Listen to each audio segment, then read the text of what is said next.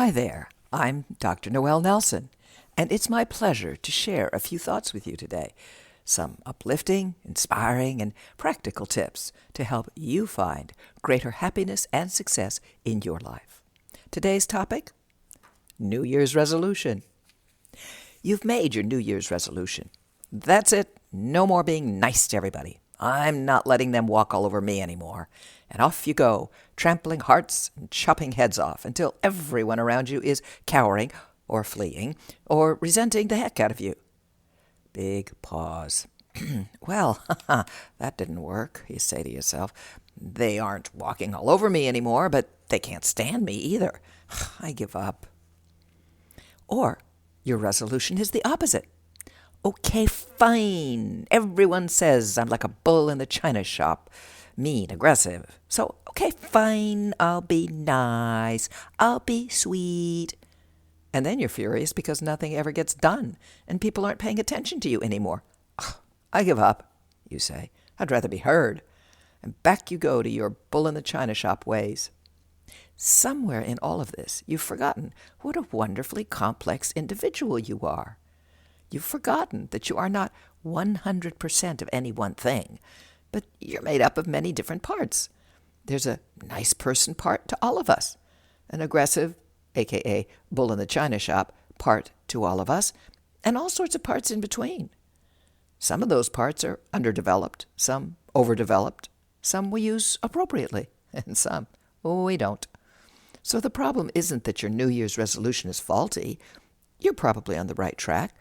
You just hadn't figured out which part of you to use, how, or when.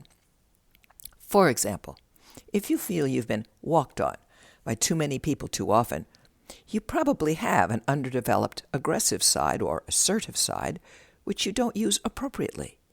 You may think that being strong means being confrontational, yelling at people, and insisting on getting your way.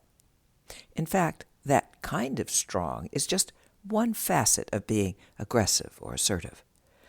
Other facets of being aggressive or assertive would be standing your ground, using a firm, low voice, and using repetition to communicate to others your position, learning to negotiate rather than to sacrifice. If your New Year's resolution is to be nice, having been forceful and demanding all your life, your vision of what being nice is probably more a vision of being a doormat. Now that isn't nice. It's dead. Of course you're not getting what you want. But rather than reverting to your old ways, learn what genuine niceness is all about. It's about listening to others.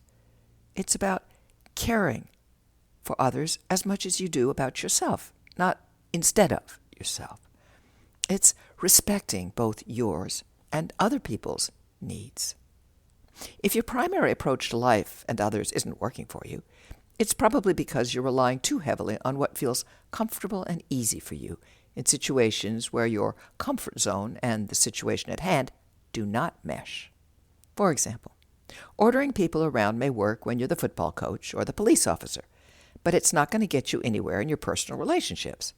For that, you need the part of you that is willing to listen and care. You may have buried that part of you long ago, and now fear that listening and caring are part of being weak. No. Listening and caring are just as important as the ability to show leadership. Each has its place. The art of living is in large part the art of knowing when to use what. In other words, when to listen and care versus when to lead firmly and directly versus when to do something entirely different. And often, it's a mix of all three. Don't let your personal comfort zone rule your life. Take an objective look at yourself and recognize which parts of you are underdeveloped. There is more to you than you realize. Develop those unfamiliar sides of yourself. They will be a benefit in certain situations, so practice using them. Pay attention to other people. How do other people manage to be assertive and yet not terrorize everyone in sight? How do other people manage to be nice without getting walked on? You are a valuable human being. Become more of the whole person you truly are and watch your life expand into greater and happier success.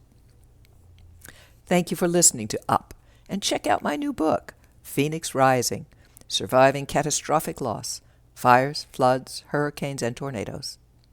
If you'd like more uplifting, inspiring, practical tips and techniques, please visit my website, noelnelson.com, or take a look at my Meet the Amazings Facebook page. Until next time, be well and take care.